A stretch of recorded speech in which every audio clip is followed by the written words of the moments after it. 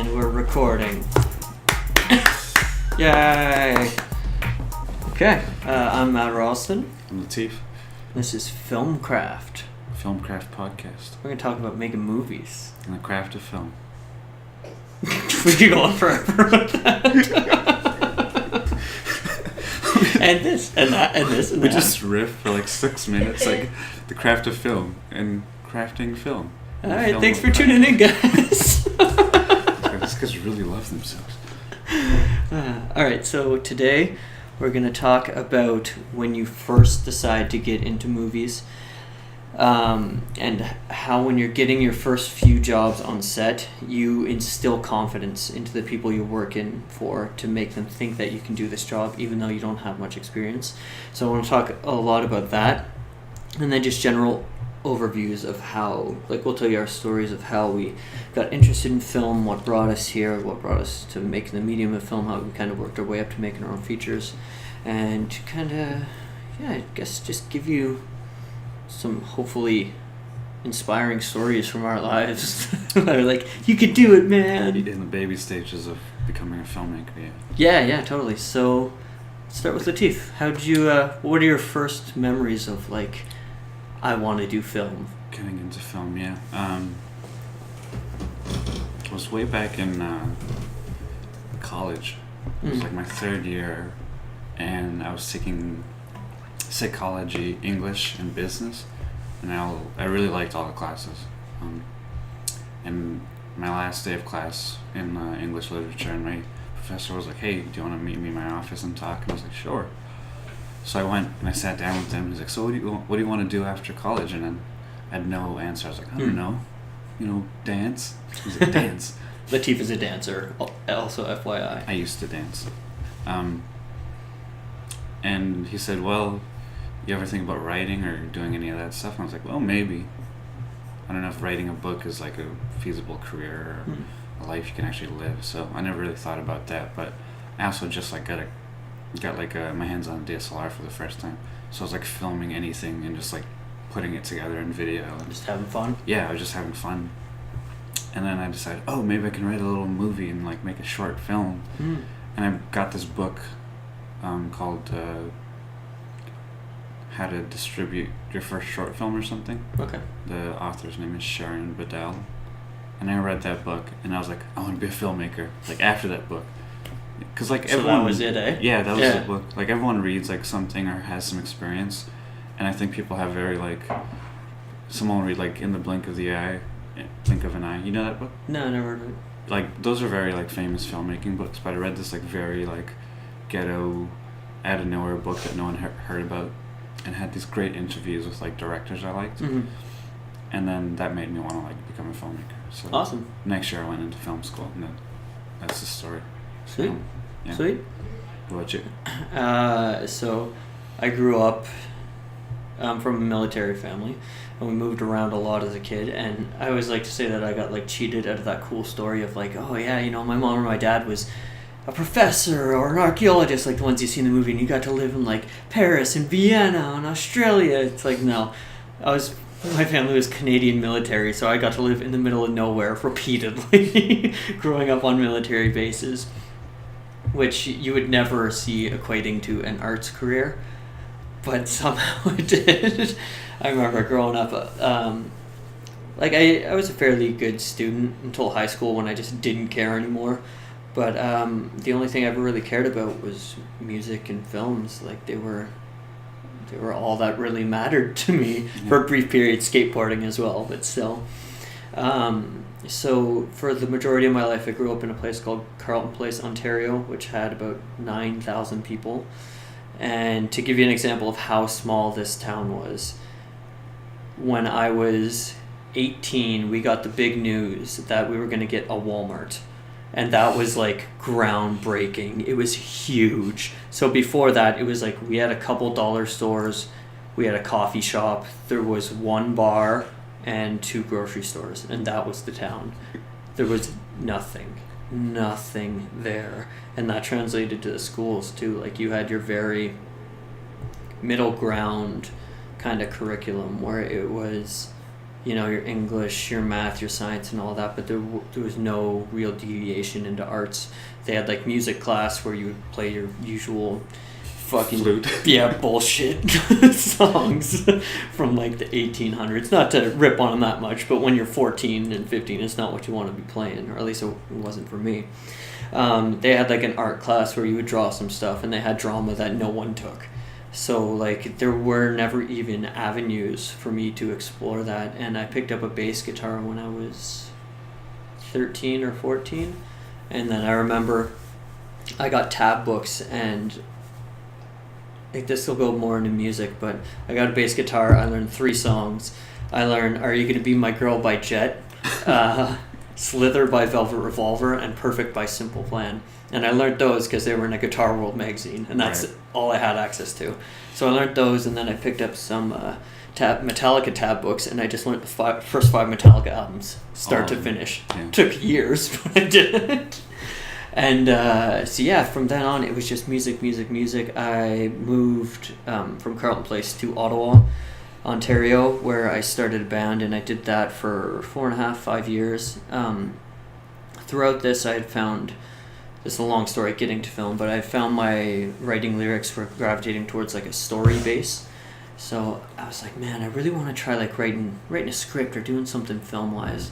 So the band I was playing in fell apart, and I decided I'm going to take a film course. So I went to this place called Saw Video in Ottawa, and they had this little 8-week, they call it an intensive, but it is not. It's like 1 night a week for 3 hours. So it's like the most brief overview of any film you could imagine. But from that, like, I didn't really learn much. I couldn't really tell you anything. I could tell you a couple stories that were funny, but like in terms of what I learned, all I learned was, this is cool. I dig the production side of this, and I want to do it.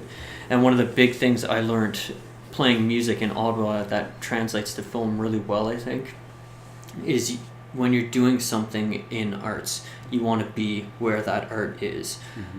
I had to leave Ottawa, and I decided to go to Vancouver, which is where we are now, because Vancouver is often referred to as Hollywood North, and being Canadian, I couldn't go down to LA and just start working because visas and all that stuff, right?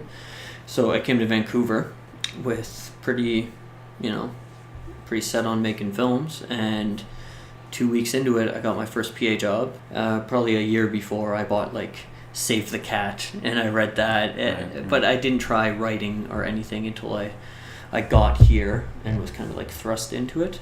But I had a little bit of foundation. I took that little course. I read a couple books, and I just kind of watched movies and thought about it a lot, and then made the big jump moving across the country to here. And then I got a job as a PA my second week in Vancouver for someone that was shooting a trailer for a horror movie, which is actually where I met Latif. Yeah.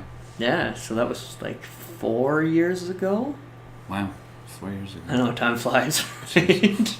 Yeah, that was such a strange set as well. Yeah. But I just remember it was like after I finished film school where I started to, get on set and work a little more. But then when I worked on that trailer for the film, it was the first time it felt like a big deal to me. Mm-hmm. Looking back, it was a very small thing, but like at the time I was like, oh my god. This is it. Because there was a production meeting at a community center. Yep. And like everyone from the crew was there, and we're all sitting there, and I showed up and I was like, dear Lord, this is it. This is the real deal.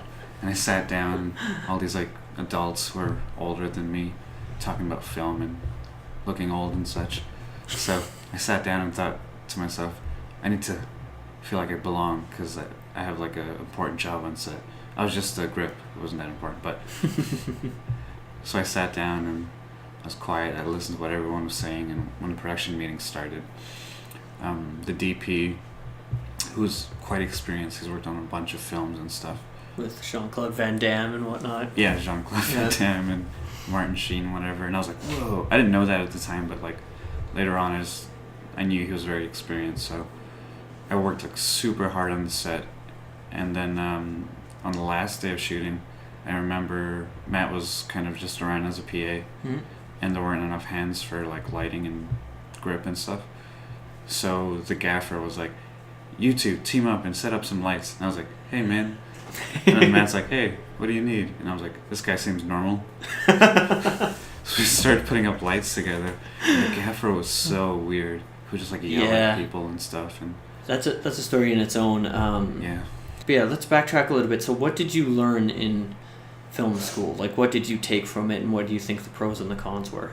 Film school, okay. Well, film school is a great conversation because everyone that's trying to be a filmmaker will have this debate: do I go to film school or do I just learn from YouTube, whatever it might be? Yep. I think you have to really know what you want to do in film and be realistic about it. Because I think like most people that want to get into filmmaking want to direct generally, and if you want to be a director, then I don't necessarily think it's important to go to film school for that. Why is that? Well, because directing itself, like the skill comes from experience. And you can get that without paying for it in that way? You just have to start making films. But I knew I wanted to be a director, but at the same time, I'm also a very technical person. Like I like to shoot with cameras and light and edit and all that stuff.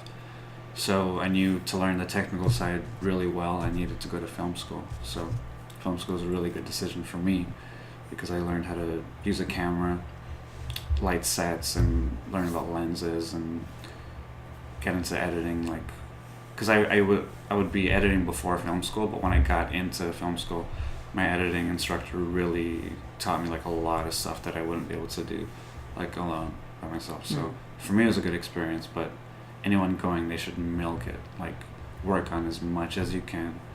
Constantly be like talking to your teachers and getting as much information. Like, really be a sponge. Because if you go to film school and you don't take all of it and really take it in, then it's a waste.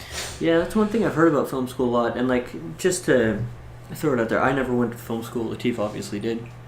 But I think it's a pretty common consensus among people that did go to it that all school is you get out of it what you put in, but film school is amplified. Like, if you just go and coast, you're gonna burn money. And like, here's the thing, we're in Canada too, and like, I moved here thinking I would go to VFS where Latif went. And the 1 year program I was looking at was like $50,000 now. Like, I don't know what you paid, and you don't have to say it or anything, but to go to school for 1 year intensive for $50,000 and like not just give yourself to it and learn everything seems like a crime. And then like, you can even look at it on the flip side, the American side. There's some schools out there that are $50,000 a semester. You know what I mean? So like, if you're going to these things, it's a big commitment financially, time wise, and like, make sure you give yourself to it, which is what you're saying, right? Because a lot of people will say the best thing, and this might be an unpopular opinion, because like all the friends I made in film school, like they're really good friends, and I still want to work with them, and every now and then we meet up and talk and stuff. Yeah. But that if you go to film school because someone told you the connections you make are gonna be, life changing, they're not really gonna be that life changing. Yeah, from what I hear, it's more like you're gonna meet 60 people in film school, and then 2 or 3 are gonna be life changing, but the rest of them kind of fall by the wayside. So don't just go for that. Go for the people, but also work your ass off. Because go for the knowledge. If you're antisocial or you're bad at making friends and you go to film school, trying to make friends, you're gonna leave with a lump of coal. You have to really know what you want and like go all completely into it. So yeah, that's good. So I guess it really just boils down to like, do you want to spend this money to go to give yourself to it, or do you want to not go? And like, you can still say like, I'm not going to go to film school, but I'm going to put $10,000 aside and I'm going to make a movie. You know what I mean? Like, totally. Well, I guess there's a question in itself, just based off those two hypotheticals. Which do you think would be better? Like, if you could go back and take half of what you spent on film school and just make a movie, would you do it, or did you find your film school experience was so good that you would go through it a second time if you got to go back? No, if you took me back, I'd still have to go through film school for me. Because I got so much value out of it. You have to know yourself too. Like, when I was in high school, for example, like I was not a great student. I was late all the time. My grades were like very subpar. I barely made it. No one believed in me. Because you're not really given an option. So when I went to college, I kind of hacked the system, and I was not impatient. I waited until I got the classes I wanted and the teachers I liked. And I did really well in college. So I went to film school. You don't get to pick what you got. So you have to go into it kind of blind, not knowing who the teachers are or whatever. But if you know that you're a hard worker and you're gonna tough it out and get as much as you can, then it's worth it. But if you've always kind of coasted through life, film school's gonna beat you up, man. Yeah, it's gonna kill you. It's very tiring, exhausting. Yeah, I believe it. Especially like you're cramming. So like you'll see universities that have 4-year film degrees, and when you go to something like VFS, or its equivalent, like you're condensing that into a year, in 1 year. So you're gonna work your fucking ass off, I would imagine. Yeah, you lose a lot of sleep. Yeah, So for sure. much. Much like being on real film sets. It is. That's the only good thing about it. You get adjusted. Okay, so let's go back even more, because like at the beginning of this episode, I said that we wanted to talk about those first few jobs and how you instill confidence in the people you're working for. So go back to you before film school. You mentioned you had a few editing gigs back then. Who Yeah. were they for? Like, what kind of gig was it? And how did you go up to this person and say, like, look, man, I don't have anything I can show you right now, but I promise you I can do this. And how'd you get them to believe you? Well, very early on, like before I had all the technical like knowledge, I would shoot a lot of things by myself. So I had all these little mini projects that I made, and like doing that gave me enough confidence to approach someone and be like, hey, look, I've done this. Like I shot like a little crappy music video for some kid once. Yeah. And it turned out decent for what it was. Yeah. So I could use something like that as leverage to get work. Or I once shot a bar mitzvah for some kid. Like the whole thing was I'm walking around the bar mitzvah with my camera and filming, and I had to cut it together after. But like I made it look really nice. So when I got paid for the job, the dad of the kid was like, "Wow, like this is really great. I love it." And he gave me like an extra $200, and I was like, "Holy shit, money!" Then he was like, "So we have like this music school in Calgary. Do you think you'd like to come out and shoot for us?" And I was like, "What the hell?" So you have no idea where something's gonna lead you. So Yeah. Did you end up doing that? No, it never happened. But it was just a nice thing to have like on my mind. But Yeah, totally. like take as early into the game, take as much work as you can. Don't always expect money, because you might get something better. Yeah, that's one lesson that I think is really huge that I see a lot of people going used to have that. against.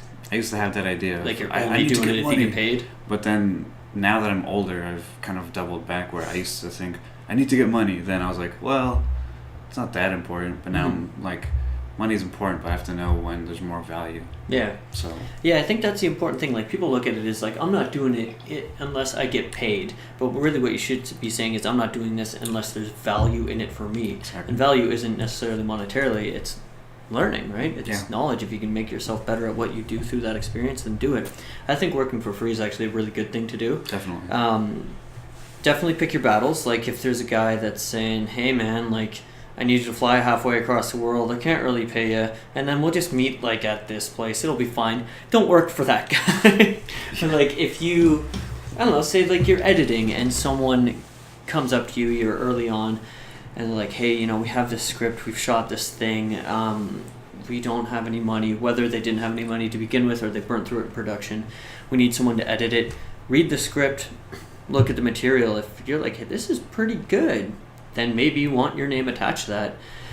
When it gets out there, you can, you know, be noticed for it. And then also on the other side of that, like the experience you're going to gain going through that is value in its own, you know? So like don't work for people that are just trying to be stingy. Like Yeah. work for free if it adds value to yourself. Yeah. And don't have an ego of like, oh, you know, I need to get paid for this. You don't need money. Fuck you, man. Like, judge every project as is. If it's gonna add some value to you, just do it. Like, Yeah. having said that, I am a pretty firm believer in like, I've always had a day job. I mean, whether you're gonna do a day job or just gigs for money, you do have to have money coming in. Yeah. Especially if you're in a place where, you know, you like I moved across the country for this, so I don't have any family here. I can't live with family or anything like that. I have to pay my own rent and everything. So like for those things, you have to, you know, go out there and get money. But having said that, like if you have that opportunity, like if my family was living here, I'd be like, Mom, can I live with you? Because I can put all this money I'm making into films Yeah. and then better myself through that. So, you know, weigh everything around you. Don't be afraid to work for free, but at the same time, don't make yourself homeless Yeah. working for free. Yeah. What do you think on the subject of working for free? Working for free is smart. I think you Mhm. have to a certain extent. Again, like, it depends on where you're from. Like, if you're in a big city, like Mhm. Vancouver, for example, where there's a million videographers and just tons of people working in the industry, you're gonna have to do some stuff for free. Yeah. Like the first set where I met you, that was a free gig. Yeah. Yeah. Me too. I called the guy and he's like, "Hey, we like what you do. Do you think you could come on 2-day shoot? Mhm. We'll feed you, but like we can't pay you." I'm like, "All right, fine." Yeah. But when I showed up, I was like, "Wow, a real set," and I was all impressed by what was going on. But then that led to me, because I busted my ass on the set. The DP was like, "Hey, I like you. I want you to come work for me." So I worked with that DP for like 2.5 years, all paid gigs, Mhm. and I learned like a bunch from this guy. So that just led to something even better. Yeah, definitely. And I mean, there's also going to be circumstances where you go to set and someone's like, hey, it's low budget. I can give you $100 a day. We'll feed you, all that usual kind of stuff. And you show up and, it's midway the second day, they're like, oh yeah, it turns out we can't pay you guys. Like, there's going to be times where it's going to suck, but, if you're almost there already, just do it. And if it's a set like Latif's talking about where you can gain something and make a lot of contacts, then, sure, you might be doing that for free, but you're not. Your next gig, maybe you're going to get paid. Yeah. And yeah, I definitely agree. Free work, be smart about it, but definitely do it. And like, if you're coming down to a job of like directing or producing or something like that, there's oftentimes too where like you have to pay to do it. Like for our first feature, Party Stories, I was the producer director. It wasn't like I wasn't saying someone has to pay me for this because no one's going to do it. I've never done anything before. I paid out of pocket. I lost like $6,000, somewhere around there. But at the same time, like if you're passionate about it and you think it's going to lead somewhere and you have the money, don't put this on credit cards or any stupid shit like that. Save your money, then do it. Yeah. It can be worth it, and it's all building blocks to something better. So yeah, don't let money sway you that much. And yeah, it's all about the long game. Yeah. Because when we started, we were like so like low in terms of like our position in the industry. We had no leverage. Yeah, well, the set we met on, I was a PA, you were a grip, right? Exactly. Like literally, that's. I was bottom of the barrel. You were above me. But it's just a great example of like, 4 years later, we made a feature. Yeah. We're constantly working and like doing different film projects, and it's just a matter of like knowing that over time it's gonna grow as long as you're working. Yeah, get her. No one's gotten anywhere without hard work, so you have to focus on your craft as well. Yeah. So yeah, I guess I'll start. I asked you how when you got your first job you installed confidence in people to have them know you could do the job. Yeah. Mine kind of starts after this set that we met. So on this set I got to know the producer a little bit, and he asked me, hey, who are you, what have you done, yada yada, just get to know each other. And I told him, I just moved out here, ultimately I would love to write. And he's like, well, what else have you done with your life? I told him about my music career and how like I have written stories, just not in screenplay form, like through lyrics or whatever it may be. And he just happened to be working on this idea that was kind of rock and roll-ish, and my previous band was very rock and roll. So he was like, do you think you could write this for me? And I was like, yeah, I mean, I can try. I mean, I don't see why not. And let's make a long story short, I wrote the thing.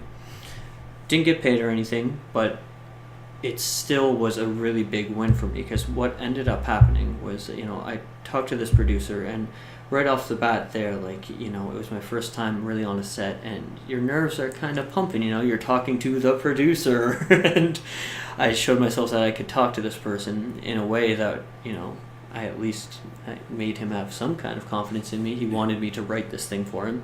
I wrote it. Having said that, I haven't read this thing since I wrote it, but I know nothing about it was correct, from format down to anything. Like, it was a garbage fire. It totally was. But, he didn't have to pay me, and I learned a lot from it. But one of the biggest things that happened was it lit a fire under my ass, and I was like, I gotta start writing now. Yeah. Then I wrote, and I finished that, and I kept writing just for myself after that one. But, had that not happened, and had not said, go write this thing for me, who knows? Maybe I never would have started writing and just been a bum that was like, oh, I want to make movies. I'm not doing anything to work towards it, but I want to do it, So that was kind of my first experience on how I met someone and got their confidence and, what happened afterwards.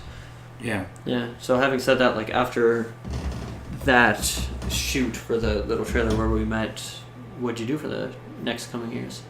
Yeah, it was a big climb. Like, after working for that DP for a couple of years, I had a bunch of on-set experience, and I learned a lot about just like hustling on set, because you have to really, especially if you're in like camera department or lighting, you have to really always be on your toes. And I remember like just wearing a bunch of different hats on set, where one minute I'm setting up a light with this guy, or rigging something up, and then the next minute like they need a second cam op, so and like in the attic and no one can go, and there's like, go in the attic, and I'm like, all right, I'll get in the attic, and I operate the camera. So learning how to be very quick on set, and super resourceful was super important, because like on set, like as soon as like there's a problem, I'd always be the guy to think about like how we can solve it like right away. And that helped with just keeping the flow and the energy moving on set. Because as soon as something like halts production, everyone just like starts getting depressed and feel like, oh, we're not gonna finish, we're in the shoot, we're losing money. Yeah. So like after doing that on set for a couple of years, the next step for me was like trying to make my own films. So I had a couple of projects, and shooting music videos and doing stuff like that helped with my resume, and it allowed me to have enough work to create like a demo reel. Yeah. But to really like bring confidence onto anyone that I worked with on set, it was always just communicating like what I knew and what needed to happen. So if a director was like, oh, can we do this or that, I'd be like, yeah, totally, easy, I'll take care of it. Yeah. But if we needed something, I'd just tell them what we needed. Yeah. Being very direct. Being very direct as a cinematographer, or even as an editor, just being very sure about what you feel and what you want, and communicating that just brings the whole level of like understanding. Like if you're with a director or a cinematographer, and say the director's like, oh, can we make this look dramatic and kind of misty, and as a cinematographer, if you're like, well, we'll have to test it, and like, I don't know, like, let me research it. Like, the director's gonna be like, oh god. But you just have to be sure about it and go for it. Know what you're doing. Yeah. Yeah. You have to know what you're doing, first of all. Like, a lot. Like, actually, that was a great moment from film school. What's up? In my second term, I felt confident that I could shoot something and make it look good, but I didn't have that much experience, so I didn't really try that hard in planning. I was just like, I'll show up and just kill this. Yeah. And I showed up and I ruined this girl's film. No way. Because I was the How? DP. I just didn't prep. We didn't really talk about anything. I just thought I was going to show up and like blow everyone away. I ruined her film, and she was just like, oh, my film sucks. And I was always at earshot, and I was like, god damn it. What did I do? And I was just like sad.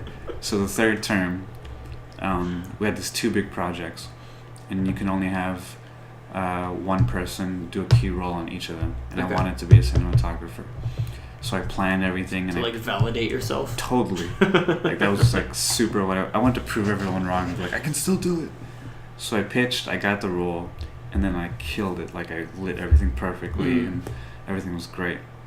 So going into finals for this big final project, I was the guy to be the DP on that, just because I came back and like nailed it. Yeah. But early on you have to take that big loss and make a mistake and learn from that. Yeah, there's a lot of experience in failure. Yeah, it's gonna suck shit at the time when you fail, but it's necessary. Just get past it and you'll be better. Yeah, but then from there you can really believe in yourself. So yeah, definitely. And I mean, on my side of it, once we left that little trailer shoot, like Latif and I didn't start working together intentionally, like saying, hey, will you work with me for maybe a year and a half, 2 years after that? But we'd always like bump into each other. Like we'd be working with someone or someone would hire me and then would hire Latif, and it'd be like, we're gonna have a meeting with everyone, and Latif would be there. So we got to know each other pretty well through that. And after that shoot, I just kept writing. I kept working with this producer, and I learned a lot about producing. I wrote all the time.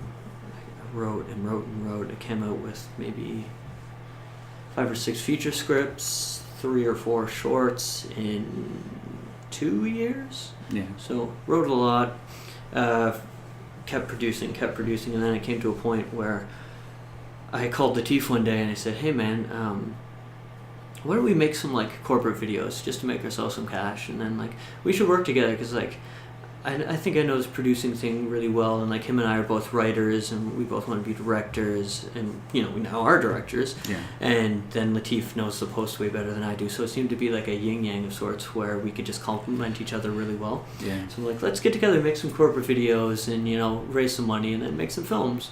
And We made like 3. yeah, he was into the idea. We made a couple of corporate videos. Maybe did it for like 2 months, and I was like, I want to make this feature film. And he's like, tell me about it. And then we made Party Stories, and we're like, we don't want to do corporate videos anymore.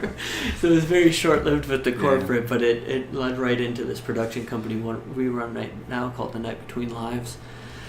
And yeah, we're just making films now. So like, Yeah. I think when all is said and done, just like don't be afraid of free work. Work your ass off, whether it's, you know, if you want to write and direct, write every second of every day. You know, you're going to have to make some personal sacrifices. Like I moved across the country. A lot of the time I was working at restaurants, so when my shift was done, a lot of people would stick around for beers, and I'd say, you know what, I'm just going to go home and write. You know, forego some things that I'm sure would be a lot of fun, but just keep grinding at it. If it's in that terms, if it's like Latif and you're on set, just keep going to sets, keep learning that way. You know, you're going to have some failures in there, just soak them in, internalize them, learn from them, and then keep moving forward, and you'll know how to not make those mistakes again. Yeah. And like sacrifice, man. Yeah, big time. Just take care of your health, but like in terms of everything else, just sacrifice. Like I ate Subway for a long time. You know, Subway is gross. Yeah, especially after you've eaten. We don't want your money, Subway. We're not going to plug you. Your food is disgusting. But it's cheap, so we just have to keep feeding ourselves. But you know, cut corners and put your bootstrap and put your money back into your film life and projects. Like every time I got something from a gig, I just bought some lights because you know you need lights to make films. Like you have to reinvest in your company and your future. So you know, don't get a nice car when you're young, and don't get a bunch of debt. And save it or buy film equipment. And here's another interesting thing, coming from where I did music for, call it, you know, 6 years, like trying to do it, and then coming into film. I know a lot of people will be like, you know, let's go to the set, I can't pay you, but I'm going to feed you. And they're like, oh, that's bullshit, I'm not going to work for food. Coming from music, working for food was amazing. I toured 4 years, man. Like, the band I was with put out 2 records. We played so many shows that like I can't even begin to tell you, like easily hundreds. And at these shows, we were a 4-piece band, so we'd take the 4 of us, we'd work, you know, show up for a load-in at a bar at 6, do sound check at 8, be on at 11, and then you don't leave the venue till 3, pack up all your shit, go home. So you're working for like 8 to 10 hours there, and between the 4 of your guys, the average would be like, you know, $40. So like a sandwich, maybe, you know what I mean? And then you're at a venue, you're trying to make these contacts, so like you're drinking beer, you're hanging out with everyone. In the span of my music career, let's call it, I probably lost $30,000-$40,000. Like a lot of money. And then I remember my first day on a set, I was an extra. Right after I did that little chorus that saw a video in Ottawa, someone in it was producing a short. So she's like, I need an extra, come be an extra. I went, and I was like, you know, just doing what people told me to. And they're like, all right, we're going to break for lunch. I was like, okay, cool. Like, where are you guys going for lunch? They're like, going for lunch? What the fuck are you talking about? And then they rolled out all this food. I was like, this food's free? Like, we can eat this? Everyone's like, yeah, man, why wouldn't it be free? So, like, you think you have it bad doing film, going to sets and eat free food? Play some music. You have no idea how bad it is. Yeah. Work for free. At least you're getting fed with film. It's good. And, like, music, you're going to take tens of thousands of dollars of equipment to a bar, go work for like 10 hours and come home with dog shit Yeah. at 4 a.m. and then wake up at 7 for your day job. Like, you think you got it bad in film? Pump the brakes. You got it really good. Yeah, like this really, is awesome. on film sets, like if it's really needed, you know, of course you'll get fed, but they'll give Yeah. you rides to sets and Yeah, all that stuff's taken very care of. appreciative. So it's not that bad. Exactly. Like, suck it up, man. Especially if it's a cool project where, like, you read the script and you're like, yeah, this is awesome. I'd love to be a part of this. And they're like, we don't really have money.